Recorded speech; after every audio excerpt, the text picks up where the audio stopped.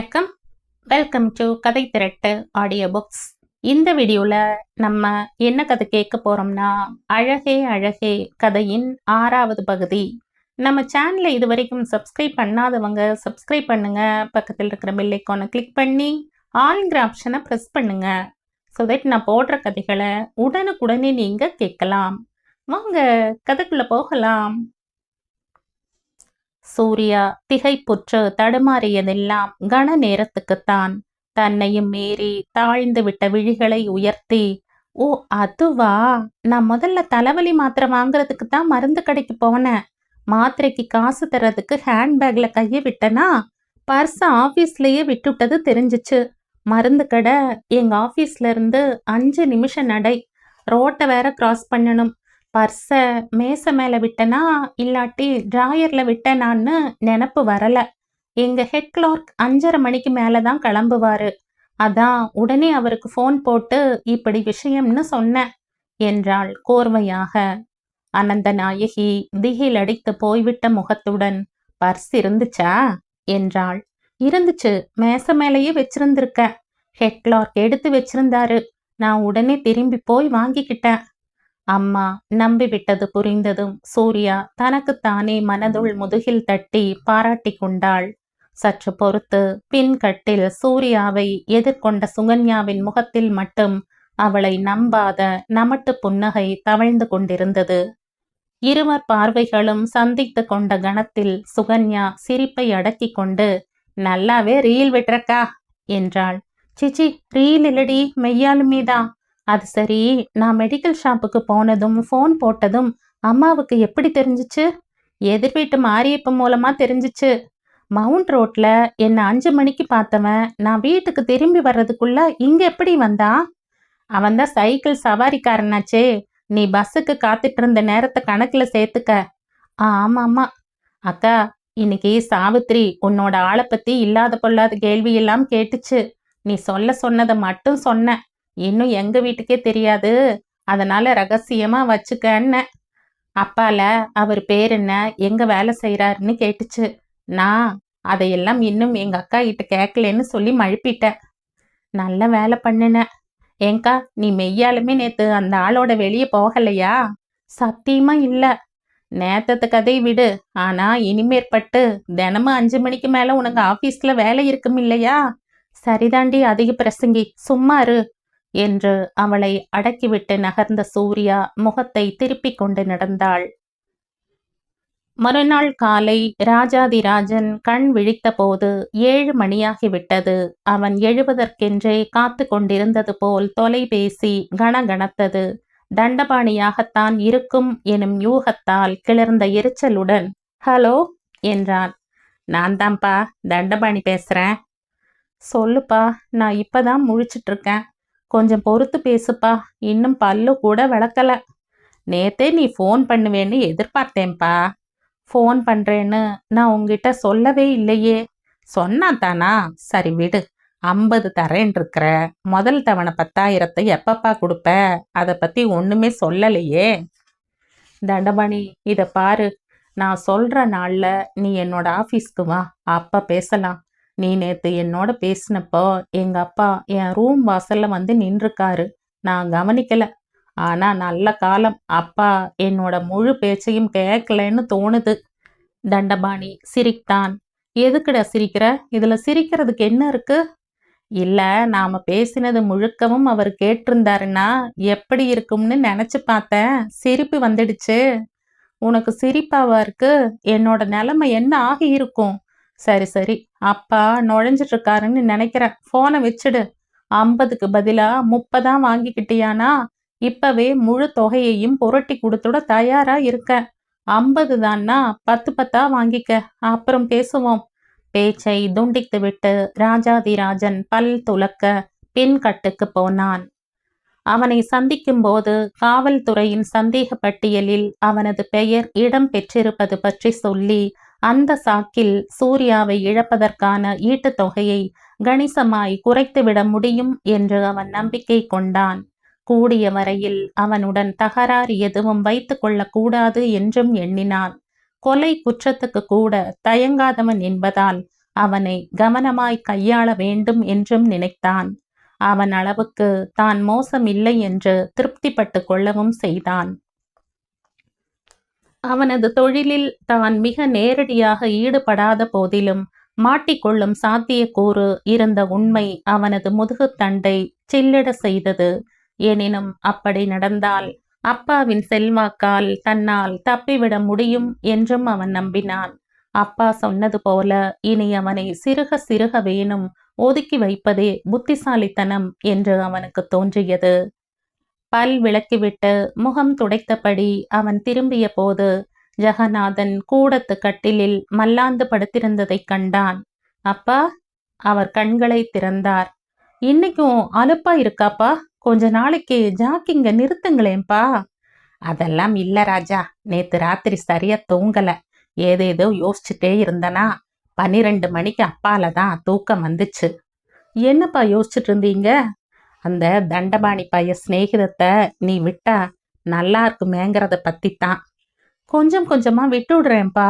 ரொம்ப நாளைய சிநேகிதத்தை ஒரே நாள்ல முறிச்சுக்க முடியுமாப்பா?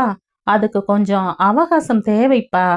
நீ சொல்றது சரிதான், ஆனா எவ்வளவு சீக்கிரம் முடியுமோ அவ்வளவு சீக்கிரம் விட்டுட பாரு.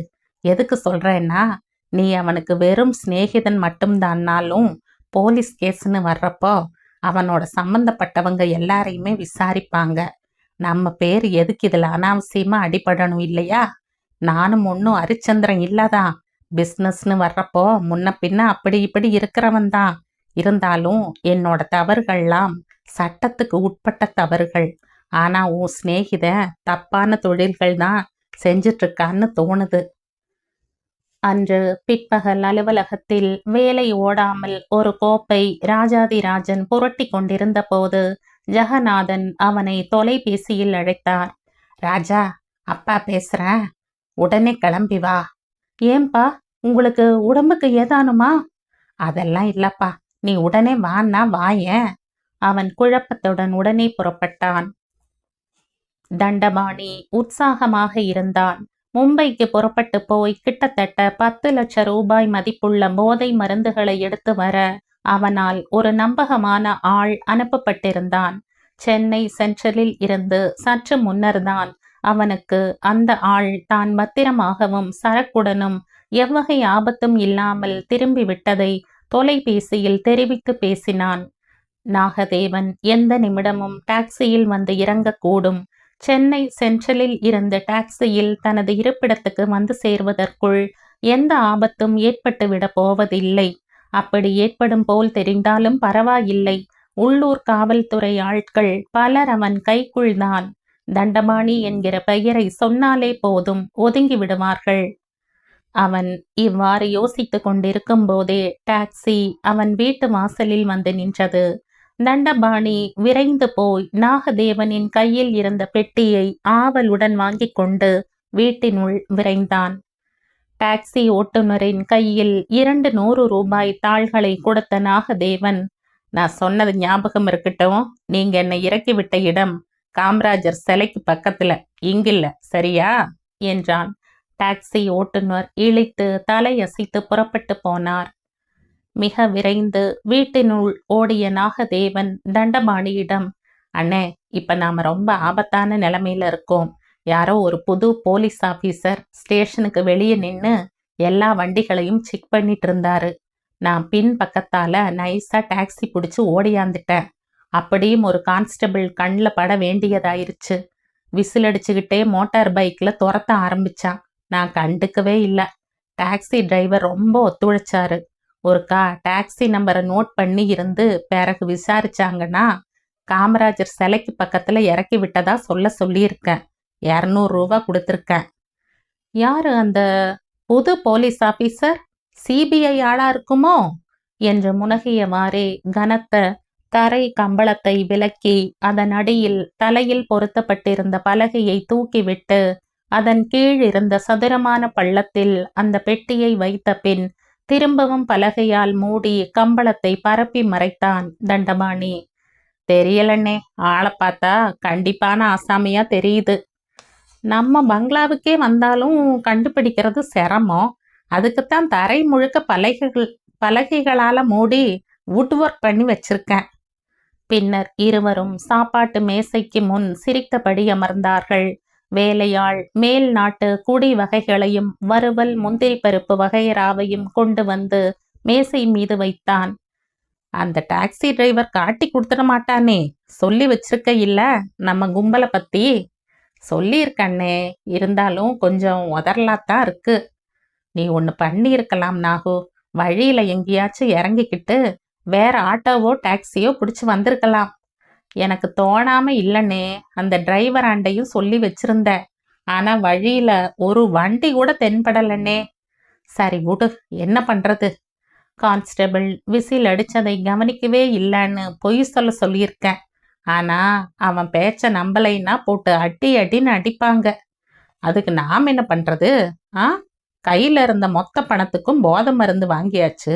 இப்ப செலவுக்கு கையில ஒரு பைசா கூட கிடையாது. அதான் உன் தோஸ்த் இருக்காரே ராஜாதி ராஜன், அவர்கிட்ட கேளு வழக்கம் போல. நானே உங்ககிட்ட அவனை பத்தி பேசணும்னு இருந்தேன். ஏன், ஏதாச்சும் பிரச்சனையா? என்னோட கௌரவ பிரச்சனை. 10 நாள் முந்தி நீ காட்டுனியே அந்த பொண்ணு சூர்யா இல்ல, அவளை அவன் கல்யாணமே கட்ட போறானாம். அவனுக்கு அவன் மேல காதலே வந்துருச்சாம். ஏற்கனவே ஒரு பொஞ்சாதி இருக்குதே, அதனால் என்னப்பா, சின்ன வீடு செட்டப் பண்ணிட்டு போறான், அவ்வளவுதானே. தனக்கு இன்னும் கல்யாணமே ஆவலைன்னு பொய் சொல்லலையா? இல்லாட்டி நெசத்தையே சொல்லிட்டா? அதை பத்தி ஒன்னும் சொல்லலாம. அதுக்கு விடக்கூடாது நீ அவனை. அது நான் காட்டின பொண்ணு. அதுக்கப்பால நீ பார்த்துட்டு அவனுக்கு காட்டுன. அவனோட அழக வச்சு அவளை வளைச்சு போட முடியுங்கிறதுக்காகத்தான் இந்த ஏற்பாடு. நீ ஏமாந்துடாத தண்டபாணி. வழக்கம் போல நீயும் பங்கு போட்டுக்க அந்த பொண்ணை, விட்டுறாத. பொண்ணு ரொம்பவே அழகா இருக்குதே, உன்னாலையும் என்னாலையும் வளைச்சு போட முடியாதுங்கிறதுக்காக அவன் அனுப்பி வச்சா நம்ம அடிமடியிலேயே கை வைக்கிறானே. அதுக்குத்தான் நஷ்ட ஈடா 50,000 கேட்டிருக்கேன், தரேன் இருக்கான். 10 10 தருவானா, ஒரே தவணைனா 30 தரானாம். வாங்கிக்க. அதே சமயத்துல அவனுக்கு தெரியாம அந்த பொண்ணை ஒரு தோதான நேரத்துல வளைச்சு போட பாரு, விட்டுறாத. என்ன ஃபிகரு, என்ன ஃபிகரு. நான் நினைச்சதையே நீயும் சொல்றையே. அவன் இல்லாத நேரத்துல அந்த பொண்ணை ஒரு கை பார்த்துட்டு ராஜா கிட்ட சொன்னா அவனோட உசுருக்கே ஆபத்து. நான் கொலைக்கு அஞ்சாதவன் அப்படின்னு சொல்லலாம்னு இருக்க. எப்படி என்னோட ஐடியா? சூப்பர், உன்னோட ஐடியா நல்லாத்தான் இருக்கு. ஆனா வழி சரியா இல்ல, அதுல ஆபத்து இருக்கு. இப்படி பண்ணலாம். திருட்டுத்தனமா அந்த பொண்ணை அடையறதுக்கு பதிலா ராஜாவோட சம்மதத்தோடவே நீ அவளை அடைஞ்சியானா சூர்யா கிட்ட இருந்தும் சரி அவங்கிட்ட இருந்தும் சரி ஆபத்தில்ல. அப்படிங்கிற? ஆனா அதை எப்படி சாதிக்கிறது? முதல்ல அவனை எதுலையாச்சும் மாட்டி விடணும். அப்படி மாட்டி விட்டுட்டா அவன் குடுமி நம்ம கையில. அவன் அவளை உனக்கு விட்டு கொடுத்துடுவான். நீயும் ஒரே ஒரு தபா என்ன அடிக்கடியே அவன் இல்லாதப்ப அவளோட இருக்கலாம். ரொம்ப நல்ல ஐடியா. சரி, யோசிப்போம். அப்புறம் இன்னொரு விஷயம் அண்ணே, இன்னைக்கு கொண்டுட்டு வந்த பெட்டி இங்க இருக்க வேணாம்னு தோணுது. அந்த டாக்ஸி டிரைவர் போலீஸ்காரங்களோட அடி உத தாங்க முடியாம உண்மையை சொல்லிடுறான்னு வச்சுக்க, வம்பு. அதனால அந்த பெட்டிய வேற எங்கேயாச்சும் கொண்டுட்டு போய் வச்சுடணும். என்ன சொல்ற? சோதனைக்கு வந்தாலும் கண்டுபிடிக்க மாட்டாங்கன்னு சொல்ல முடியாது. நீ சொல்றதும் சரிதான். ஆனா இன்னைக்கு பெட்டியை வெளியே எடுக்க வேணாம்னு தோணுது. நீ நம்ம தண்டையார்பேட்டை விடுதிக்கு போய் ஜாலியா பொழுது கழிச்சுட்டு. சரிண்ணே. அப்புறம் தங்கம்னு ஒரு பொண்ணை பத்தி சொன்னேன்ல, அந்த பொண்ணுகிட்ட பேச்சு வாக்குல எனக்கு ராஜாதி ராஜன்னு தெரியும்னு சொன்னேன். அது ராஜாவுடைய அப்பாவுக்கு வைப்பாட்டியா இருக்கிற லில்லியோட தங்கச்சின்றது எனக்கு தெரியுங்கிறத நான் காட்டிக்கல. அந்த பொண்ணும் அழகுதான். ஆனா சூர்யா அளவுக்கு எவளுமே வரமாட்டா. லண்டன் மாப்பிள்ளைன்னு சொல்லி வச்சிருக்கிறனே, அந்த பிள்ளையாண்டானுக்கு அந்த தங்கத்தை வளைச்சு போட்டு கல்யாணத்தையும் முடிச்சு பிளேன்ல ஏத்திட்டோம்னா டவுன் கேஷ் 2 லட்சம் உடனே லட்டு மாதிரி நம்ம கையில விழும் என்று தண்டபாணி சிரித்தான். ராஜாவுக்கு இந்த விஷயம் தெரியுமா? தெரியாது, சொல்ல வேண்டிய அவசியம் இல்லை. இப்ப நாம புதுசா தொடங்கி இருக்கிற பொண்ணு கடத்தல் வியாபாரத்தை பத்தி அவனுக்கு இன்னும் சொல்லல. சொல்றதா வேண்டாமான்னு யோசிச்சுட்டு இருக்கேன். விபச்சார விடுதி, ப்ளூ ஃபிலிம், போதை மருந்து வியாபாரம், இந்த 3ம் நாம செய்யறது அவனுக்கு தெரியும். இந்த தொழில்களுக்கான மூலதனம் கணிசமான அளவுக்கு அவனோடதுன்றதால அவனுக்குரிய பங்கும் லாபத்துல இருந்து போயிட்டு இருக்கு. இந்த புது தொழிலை உன் கைப்படவே செய்யண்ண, அவனுக்கு ஒண்ணு இதுல பங்கு தர வேண்டாம். அடிக்கடி ஆயிரக்கணக்கில் முன் பணம் போடுறான் இல்ல, நாளைக்கு விஷயம் தெரிய வந்தா அசிங்கம். நான் ஏமாத்திட்டு தான் நினைப்பான். அதான் கொஞ்சம் யோசனையா இருக்கு. அவன் கண்டுபிடிக்க முடியாதபடி ஏமாத்தணும். ஆனா அது சாத்தியம் இல்லை. அப்போ ஏதாச்சும் சொல்லி சமாளிக்கலாமண்ணே. என்ன சொல்லி சமாளிச்சாலும் அவன் உண்மை என்னதுன்னு கண்டுக்குவான். பொல்லாத ஆளவன். பொண்ணு கடத்தல்ங்கிறது அவனை மாதிரி ஆளுக்கு கௌரவ குறைச்சல்ங்கிறதால அவனை இதுல சேர்த்துக்கலைன்னு சொல்லலாமே. அப்ப 3 தொழிலும் கௌரவமான தொழிலா? என்னடா பேத்தற? அப்படின்னு இல்லனே, இதுல ஆபத்தும் அதிகம். அவனோட அப்பா ரொம்பவும் கௌரவப்பட்ட மனுஷன். மற்ற 3 உள்நாட்டோட நிக்கிற தொழிலுங்க. இது அப்படி இல்லையே, ஃபாரினுக்கு இல்ல அனுப்பி விற்கிறோம். ஆனா அவன் கேட்பானே, எனக்கு இதுல கூட்டு சேர சம்மதம் இல்லையான்னு நீ கேட்டிருக்கலாமே அப்படின்னுவானே. அதுக்கு என்ன பதில் வச்சிருக்கிற? நாகதேவனால் பதில் சொல்ல முடியவில்லை. தண்டபாணி தொடர்ந்தான். ஆனா ஒண்ணு, அவனையும் கூட்டு சேர்த்துக்கிட்டா ஒரு லாபம் இருக்கும். என்னன்னே?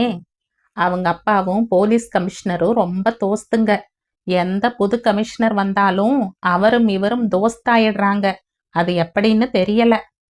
அது எப்படியோ போகட்டும், நீ விஷயத்துக்கு வா. நாளைக்கு நமக்கு ஏதாச்சும் ஆபத்து வந்துச்சுன்னு வெய். இப்ப கூட கொஞ்ச நேரத்துக்கு முந்தி வர பார்த்துச்சில்ல, அது மாதிரி ஒரு இக்கட்டு வந்தா நாம நைஸா ராஜாவையும் மாட்டி விட்டுட்டா அவனை காப்பாத்துறப்போ நம்மையும் சேர்த்து அவங்க அப்பன் காப்பாத்தி ஆகணும். இத பத்தி நான் ஏற்கனவே ராஜா கிட்ட சொல்லி வச்சிருக்கிறேன். இருந்தாலும் மறுபடியும் ஒரு தபா ஞாபகப்படுத்தணும். ராஜாவுடைய குடுமி நம்ம பிடியில இருக்கிற மாதிரி ஏதாச்சும் செய்து வைக்கணும். யோசிக்கலாம். உனக்கு ஏதாச்சும் தோணுதா பாரு. நாகதேவன் பதில் சொல்வதற்கு முன்னால் தொலைபேசி கூப்பிட்டது.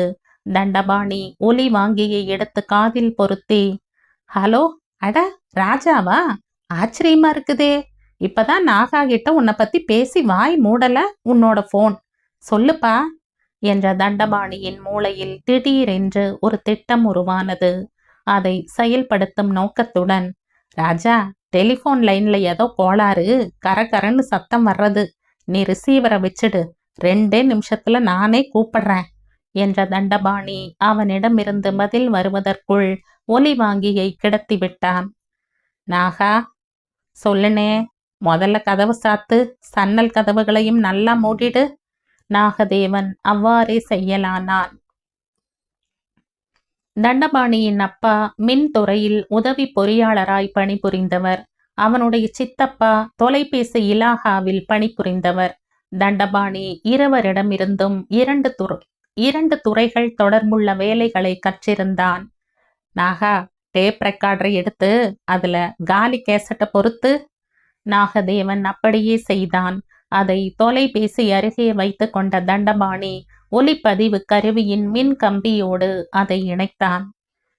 ஏதோ அவசரம்னு நினைக்கிறேன், அதான் போன் பண்ணியிருக்கான். அவனை கூப்பிடட்டும். 2 நிமிடங்களில் தொலைபேசி மறுபடியும் சிணுங்கியது. ஹலோ, 2 நிமிஷத்துல பேசுறேன்ன. யாருங்க? ஒண்ணு சரியா கேட்கலீங்க. எங்க டெலிஃபோன்ல ஏதோ கோளாறு போல. யாருங்க? கொஞ்சம் சத்தமா பேசுங்க. ராஜா பேசுறேன்ப்பா. ஓ, ராஜாதி ராஜனா? இப்ப கேக்குது. சொல்லு சொல்லு. நான் ரிசீவரை எடுக்க போனேன், மணி அடிச்சிருச்சுப்பா. சொல்லு, என்ன விஷயம்? எப்ப உன் ஆபீஸ்க்கு வரட்டும்? வழக்கம் போல உங்க அப்பா இல்லாத நேரமா பார்த்து நீ போன் பண்ணுவ, அதுக்கப்புறம் வரணும் இல்லையா? என்னப்பா கிண்டலா? சரி, விஷயத்துக்கு வரேன். நான் அவசரமா வெளியூர் போக வேண்டி இருக்குது. அத பத்தி என்னப்பா? அப்புறம் உன்னோட தண்டையார்பேட்டை பங்களாவில் நாம 2 பேரும் சேர்ந்து விபச்சார விடுதி நடத்துறோம் இல்ல, அதை பத்தின தகவல் போலீஸ்க்கு போயிடுச்சோன்னு பயமா இருக்குடா. உன்னால வேற வீடு ஏதாச்சும் பிடிச்சு கொடுக்க முடியுமா? இப்ப புதுசா ஒரு இன்ஸ்பெக்டர் வந்திருக்காராம், ரொம்ப கண்டிப்பானவராம். நாம 2 பேரும் சேர்ந்து விபச்சார விடுதி நடத்துறோம் இல்ல எனும் வாக்கியம் சற்றும் தேவையற்ற அதிகப்படியான வாக்கியமாக மறுமுனையில் ஒலி வாங்கியை பற்றி இருந்த ராஜாதி ராஜனுக்கு பட்டது. இதற்கு முன்னால் தனக்கும் அவனுக்கும் இடையே நடந்த உரையாடல்களில் அப்படி ஒரு சொற்பிரயோகம் நிகழ்ந்ததே இல்லை என்பது அவன் புருவங்களை உயர்த்தியது. அவன் உடனே உஷாரானான். என்னப்பா இது, புதுசா என்னமோ சொல்ற? தண்டையார்பேட்டை பங்களாவில் நீ என்ன தொழில் செய்யறங்கிறத பத்தி எனக்கு என்னப்பா? நீ செய்யற விபச்சார தொழில என்ன எதுக்குப்பா அனாவசியமா இழுக்கிற?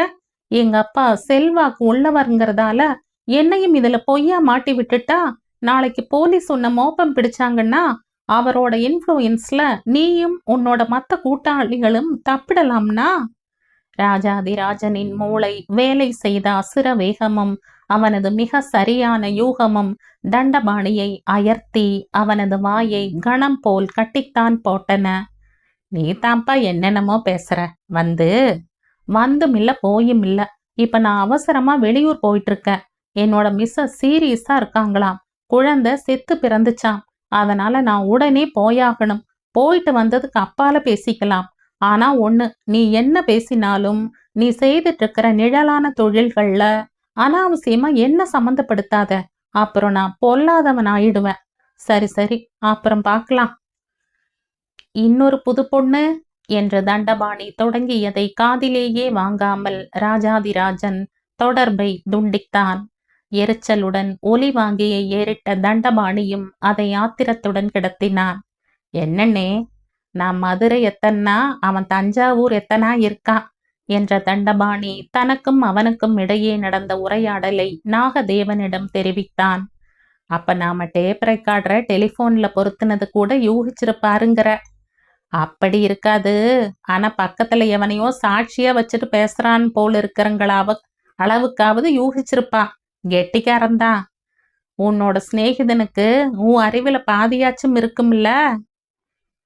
கவலைப்படாத ராஜா, கல்பனா பிழைச்சுக்குவா. அவங்க அப்பா ஒரு பயத்திலையும் முன் ஜாக்கிரதையிலையும் தந்தி அடிச்சிருக்காருன்னு தான் எனக்கு தோணுது. போனதும் முதல் வேலையா எனக்கு ஃபோன் பண்ணு. சரிப்பா, நானும் வரட்டுமா ராஜா? நீங்க எதுக்குப்பா அனாவசியமா? அப்படி அவசியம்னா போனதும் ஃபோன் பண்றேன். அப்ப வந்தா போதும். அப்ப உனக்கு மட்டும் ஃபோன்லயே ஏர் டிக்கெட் புக் பண்ணிடுறேன். சரிப்பா. எதிர்பாராது வந்திருந்த தந்தி ராஜாதிராஜனை கலவரப்படுத்தியது. அவன் ஒன்றும் ஏகபத்தினி விரதன் அல்லன்தான். ஆனால் தன் வயிற்றில் குழந்தையோடு சென்றவள் அதை பறி கொடுத்துவிட்டு மோசமான நிலையில் இருக்கிறாள் என்பது அவனை கலக்கியது.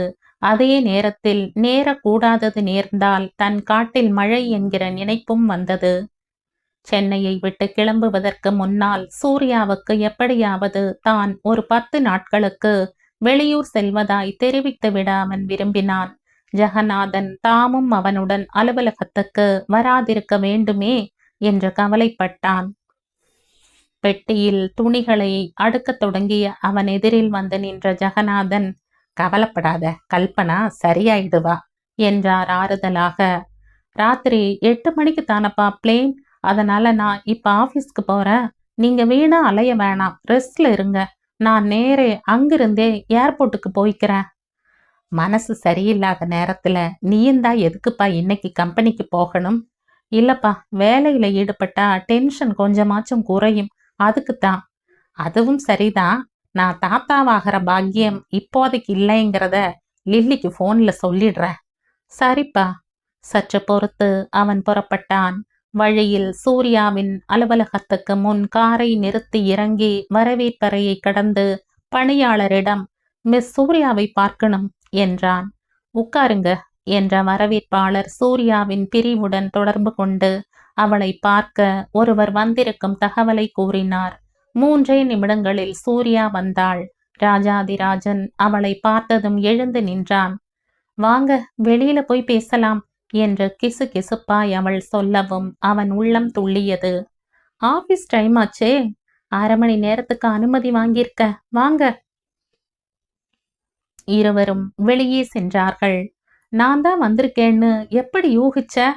எப்படின்னு சொல்ல தெரியல, ஆனா நீங்க தான் மனசுக்கு தோணுச்சு. அதான் உடனே ஹெட் கிளார்க் கிட்ட பெர்மிஷனுக்கு சொல்லிட்டு வந்த. கார்லயே ஏதானும் ஹோட்டலுக்கு போகலாம்னா இப்ப நேரம் சரியில்லை. அப்பா இன்னைக்கு அசதியா இருக்குன்னு ஆபீஸ்க்கு வரல. அதனால அப்பா ஃபோன் பண்ணி, அப்ப நான் இல்லைன்னா பிரச்சனை, நான் அவசர வேலையா இன்னைக்கு பாம்பே போறேன். வர்றதுக்கு 1 வாரம் போல ஆகும். அதான் சொல்லிடலாம்னு வந்தேன்.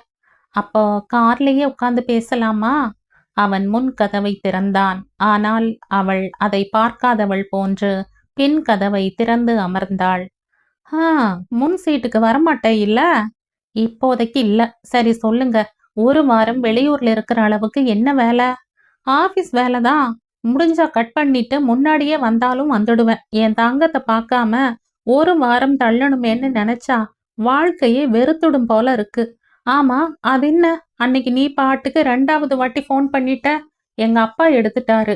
வேற ஏதாச்சும் கம்பெனியான்னு கேட்டு சமாளிச்சு ராங் நம்பர்னு சொல்லிட்டு வைக்க வேண்டியது தானே? நான் எடுத்தா ராஜாதிராஜன் ஸ்பீக்கிங்னு சொல்லுவேன்னு சொல்லியிருக்கேன்ல. அப்படி இல்லாதப்ப ஏன் அப்படி உளறி கொட்டின? சாரிங்க, மறந்துட்டேன். சரி, பரவாயில்ல விடு.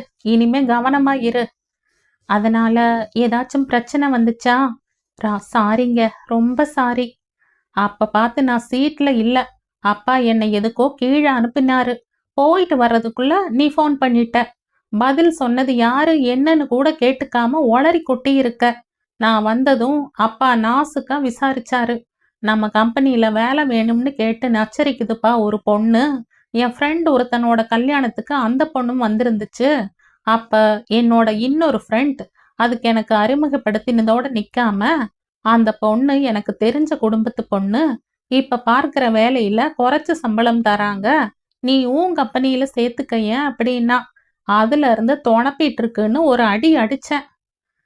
இப்ப பொய் சொல்லி சமாளிச்சிட்டீங்க. ஆனா நாளைக்கு எப்படியும் நான் நீங்க செலக்ட் பண்ணி வச்சிருக்கிற பொண்ணுங்கிறத அவருக்கு சொல்லும்படி இருக்குமே. அப்ப மாட்டிப்பீங்கல்ல? மாட்டிப்பேன் தான். ஆனா அப்ப எனக்கு உன் மேல லவ் இல்ல. அப்பால தான் வந்துச்சுன்னு சொல்லி சமாளிச்சிடுவனே. தந்திரக்கார ஆளுதான் நீங்க. ராஜாதிராஜன் சிரித்துவிட்டு, இன்னொரு முக்கியமான விஷயம். எங்க கம்பெனிக்கு எங்க அப்பா தானே எம்டி. அதனால அவரோடவே ஒரு அப்பாயின்மெண்ட்டுக்கு ஏற்பாடு பண்றேன். நீ எங்க வீட்டுக்கே ஒரு ஞாயிற்றுக்கிழமை அன்னைக்கு வந்து அவரை பார்த்து உன் வேலை விஷயமா பேசுற. ஐயோ! என்ன ஐயோ? அவனது வாய் இவ்வாறு சொன்னாலும் அவன் அவளை தன் வீட்டுக்கு அழைப்பதாக இல்லை. பேச்சு வாக்கில் தான் மணமானவன் என்பது வெளிப்பட்டு விடக்கூடிய ஆபத்தை தவிர்க்க நினைத்துதான். உன்னை பார்த்துக்கிட்டே இருக்கணும் போல இருக்கு. ஆனா நான் உடனே போயாகணும். அப்பா கூப்பிட்டாருன்னா வம்பு. அப்ப நான் புறப்படுறேன். சூர்யா கதவை திறந்து கொண்டு இறங்கினாள். அவள் நடந்து சென்ற அழகை பருகியவாறே இருந்த ராஜாதிராஜன் அவள் மறைந்ததும் காரை கிளப்பினான். 4:30 மணிக்கு தண்டபாணியின் தொலைபேசி அழைப்பு வந்தது. நான் அவசரமா கிளம்பிட்டு இருக்கேன். திரும்பி வந்ததும் பேசலாமேப்பா? திரும்பி வந்ததுமே பேசலாம். பேசத்தான் போறேன். ஆனா அதுக்கு முன்னாடி ஒரே ஒரு விஷயம் மட்டும் சொல்லிடுறேன். அதை மட்டும் கேட்டுக்க. உன்னோட பர்சனல் லைஃப்பை பத்தி அந்த சூர்யா பொண்ணுகிட்ட சொன்னா உன்னோட கதி என்னாகும்னு கொஞ்சம் யோசிச்சு பாருப்பா. ஒரு தரத்துக்காவது அந்த பொண்ணை விட்டு கொடுத்துடுப்பா. நீ அந்த பொண்ணை லவ் பண்றேன்னு சொல்றியேங்கிறதுக்காக இப்படி சொல்லிட்டு இருக்கிறேன். இல்லாட்டி என் வழியில் அந்த பொண்ணை என்னால கடத்த முடியும். ஃப்ரெண்ட்ஸ் ஆச்சேன்னு பார்க்குறேன். அது மட்டும் இல்ல, உனக்கு ஏற்கனவே கல்யாணமாகி மனைவி இருக்கிற சங்கதி அந்த பொண்ணுக்கு தெரியணுமா? சொல்லு. ராஜாதிராஜன் கலங்கி போனான்.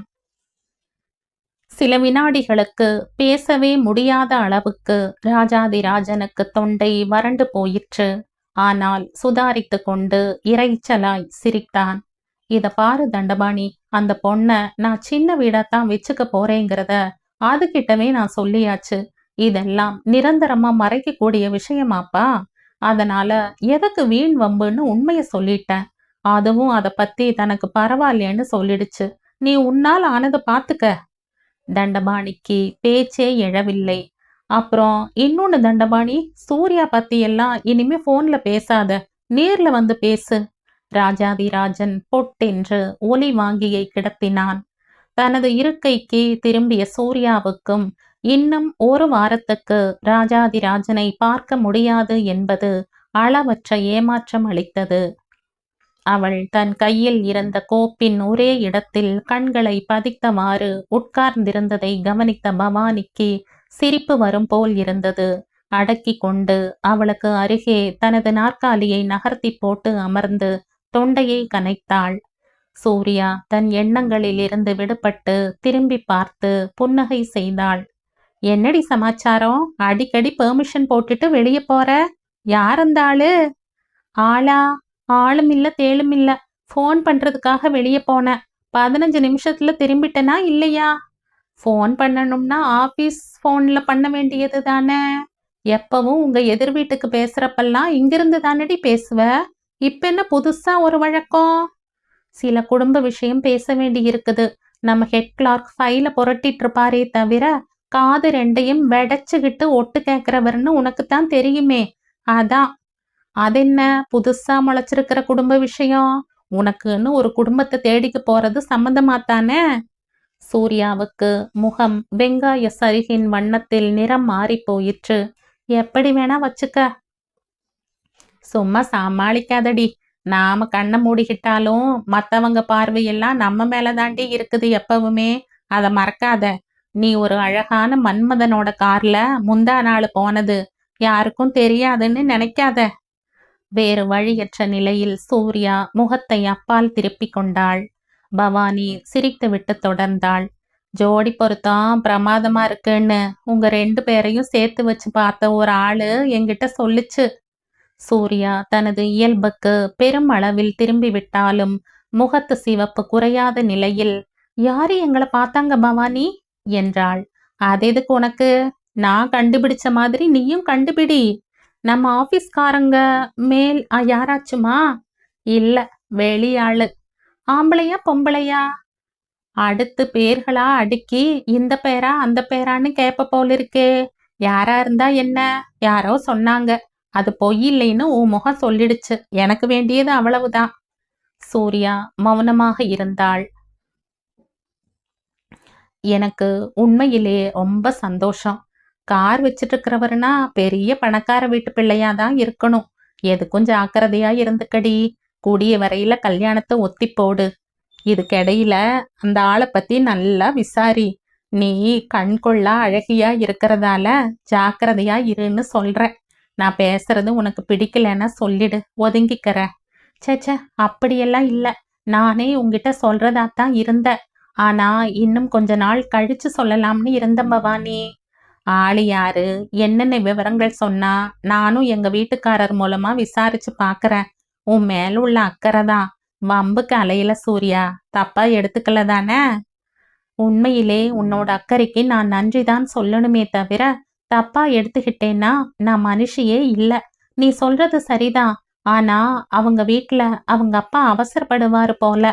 பெரிய பணக்காரங்கிறதால அவங்க அப்பா ஒத்துக்க மாட்டாருன்னு சொன்னாரு. ஆனா எப்படியும் பிடிவாதம் பிடிச்சு சம்மதம் வாங்கிடுவேன் இருக்காரு. காரியத்தை சாதிச்சாருன்னா சந்தோஷந்தான். என்ன பண்ணிட்டு இருக்காரு? அவங்க அப்பா பெரிய பிசினஸ்மேன். இவரும் ஒரு பார்ட்னரா இருக்காரு. அவரு உனக்கு பார்ட்னர் ஆக போறாருன்னு சொல்லு. சூர்யா சிரித்துவிட்டு வேறு ஒன்றும் சொல்லாதிருந்தாள். பெரிய பிசினஸ்மேன் என்றால் யார், என்ன பிசினஸ், கம்பெனியின் பெயர் என்ன என்பதையெல்லாம் கேட்டு தெரிந்து கொள்ள பவானிக்கு துடிப்பாக இருந்தது.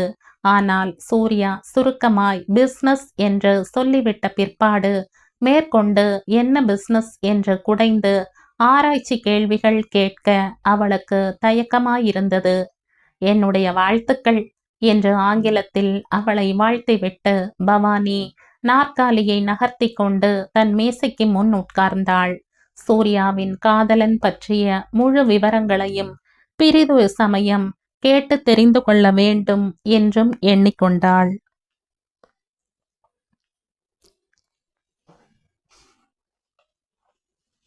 இந்த கதையின் தொடர்ச்சியை அடுத்த பதிவில் கேட்கலாம். நன்றி.